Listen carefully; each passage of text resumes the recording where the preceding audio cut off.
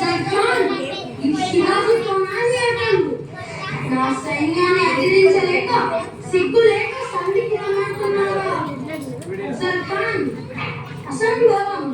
సంధికి కాదు, ఆ చేతులు కదిలిస్తాను.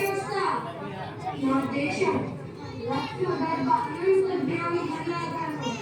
నా దేశానికి వచ్చి అపార సంపదలను కొల్లగొట్టారు, దేవాలయాలను కూల్చివేశారు, పవిత్ర గ్రంథాలను తగలబెట్టారు.